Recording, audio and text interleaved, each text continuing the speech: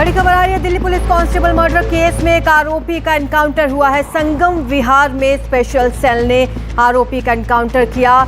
मुठभेड़ हुई है पुलिस और आरोपी के बीच में और मुठभेड़ में मारा गया है आरोपी, जिसका नाम रॉकी बताया जा रहा है। रॉकी उर्फ राघव नाम बताया जा रहा है इस आरोपी का, जिसका एनकाउंटर हुआ। 22 नवंबर को गोविंदपुरी में कांस्टेबल किरण पाल का मर्डर किया गया था। इससे पहले दीपक नाम के आरोपी के साथ मुठभेड़ हुई थी, जिसमें दीपक घायल हुआ था। गश्त के दौरान नशे की हालत में पकड़े गए थे बदमाश और बदमाशों ने चाकू से वार कर कांस्टेबल की हत्या कर दी थी। इस केस में एक आरोपी को पहले पकड़ लिया गया है, दीपक उसका नाम है, जिसे मुठभेड़ के दौरान पकड़ा गया था। अब एक और मुठभेड़ हुई है जिसमें आरोपी मारा गया है। बताया ये जा रहा है कि इन बदमाशों ने चाकू से वार कर कांस्टेबल की हत्या कर दी थी। ज्यादा जानकारी हमारे सहयोगी मुकेश सिंह सेंगर हमें देंगे। मुकेश, कहां से पकड़ा गया है यह आरोपी?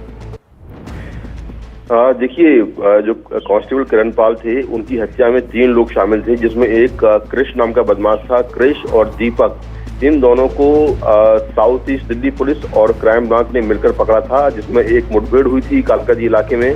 और मुठभेड़ में जो दीपक है उसके पैर में गोली लगी थी। इसके ठीक बाद एक और दूसरी मुठभेड़ हुई जो कि दिल्ली के संगम विहार इलाके में हुई। और संगम विहार में ये मुठभेड़ जो है वो स्पेशल सेल ने की। और इस मुठभेड़ में जो मुख्य आरोपी है, जिसका नाम राघव और रॉकी है, जिसने कांस्टेबल को चाकू मारा था, उसके साथ में मुठभेड़ हुई। और इस मुठभेड़ में जो रॉकी और राघव है वो मारा गया है। और पुलिस ने मौके से एक पिस्टल और कुछ कारतूस बरामद किए हैं। तो कुल 3 लोग शामिल थे कांस्टेबल किरण पाल की हत्या में, क्रिस, दीपक और राघव, जिसमें राघव जो है वो मारा गया है। दीपक के पैर में गोली लगी है और तीसरा क्रिस जो है उसको पकड़ा गया है।